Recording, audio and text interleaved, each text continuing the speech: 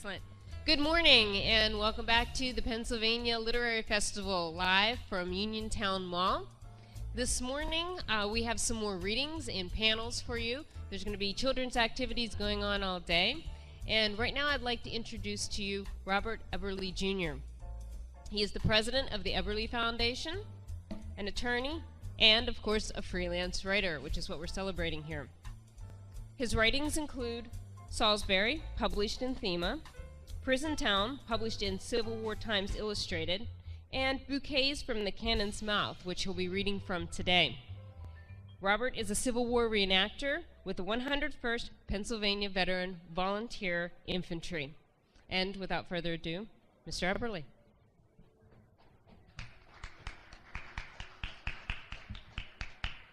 Thank you, Heidi, and good morning, everyone. I'm delighted to be here, and I do want to extend my congratulations to all the organizers of this wonderful event. I hope it's the first of many to come. My book, Bouquets from the Cannon's Mouth, tells the story of the 8th Regiment of the Pennsylvania Reserves, largely mustered in Western Pennsylvania, and told through the eyes of 5 young men from Fayette County, Pennsylvania. It follows them through the entirety of the Civil War in the East and concludes with a chapter on their lives following the war and a final chapter on their return to North Carolina in 1910 as elderly gentlemen to attend the dedication of a Pennsylvania memorial to Pennsylvania soldiers who died while prisoners of war in North Carolina. The book is largely told through primary source material, letters home, letters from home to soldiers at the front, diary entries. Interestingly, it includes 2 diaries that I found while researching for the book that had never been published before and were written while these men were prisoners of war in Salisbury, North Carolina. What I'd like to do today is just read for you 2 of the letters that are included in the book.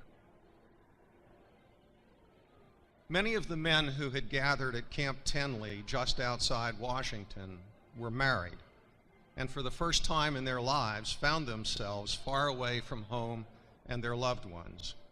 Letters from home were eagerly anticipated, and when received were treasured. Andrew Lewis, a lieutenant in the 8th Regiment of the Pennsylvania Reserves, upon receiving the following letter from his daughter Mary, wrote to his wife, quote, "I was glad to think that Mary at last could make out to send me a few lines of hers, but as few as they were, I am proud that I have a daughter to write me a letter now." And you'll understand in a moment what he meant by that. Here is Mary's letter. "Dear Father, as this is the first time I have ever wrote a letter, and as I think for my first beginning I can't find one more worthy than my one dear Papa, I will attempt to scribble a few lines to let you know that we are all well, at least as far as health is concerned. But our minds are never easy on your account, nor never will be until your safe return.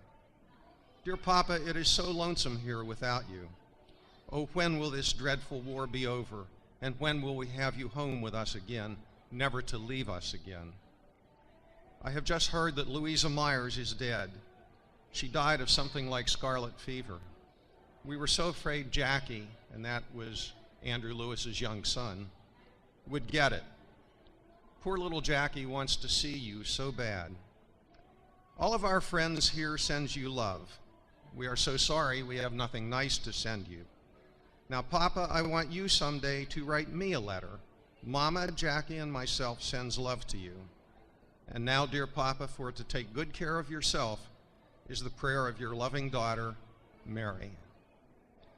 Andrew Lewis was not a young man, as so many of the soldiers in the Civil War were. He was in his 40s. He had fought in the Mexican War. He had no compelling necessity to go to war again, other than the fact that he believed so strongly in the preservation of the Union that with all those 16 and 17-year-old boys, he went off to war again.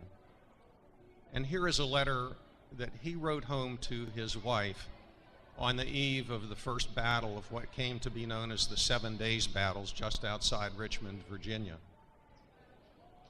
It's dated June 15, 1862, 8 miles from Richmond. Dear Maria, I take this opportunity to again send you a few lines to let you know that we are all landed here safe and sound.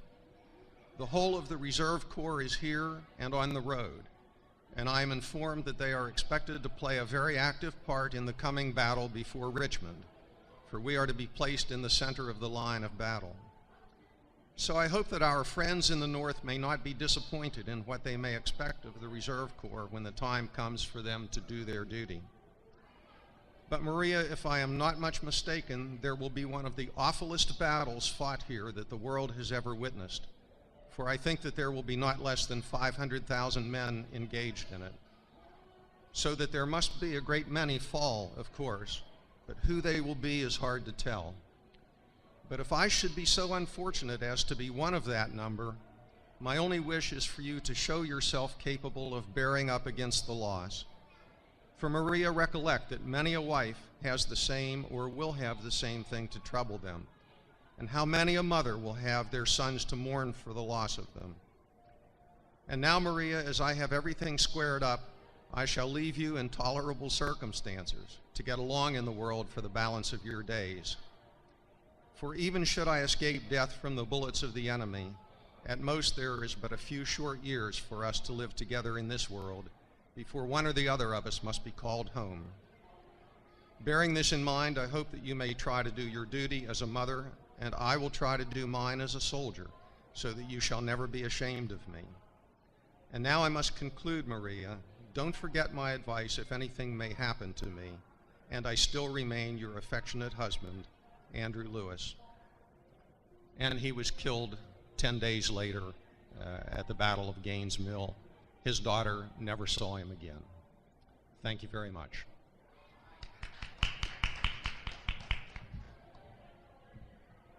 Thank you very much. Very heartwarming. Definitely pulls at the heartstrings. And to know that there is connection to this area, absolutely wonderful. And you are here today, so anyone who's here is able to pick up your books, correct? I am here. I'm down at table 52, and I would be delighted to sign a copy to you if you would be interested in picking up really a very good history of Fayette County during the Civil War. Wonderful. And now we're going to do something that's a little lighter. We're going to have you pick one of the fishbowl questions.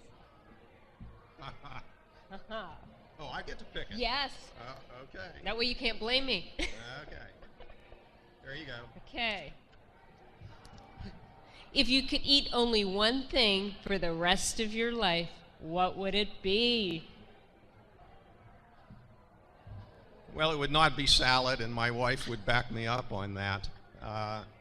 Good grief. If I had to choose between pizza or mac and cheese, I don't know how I would make the choice, but... well, you could cheat and put the mac and cheese on the How pizza. about a mac and cheese pizza? I was in New York City recently, and there was a wonderful pizzeria a block from our apartment, and believe it or not, they had that. Oh, well, They had a pizza with penne pasta and cheese sauce on top of it. I didn't try it. Maybe now you'll have to. Yeah, I think I'll need to go back. Thank you so much for joining us today. Thank you very much indeed, and good luck to all the authors.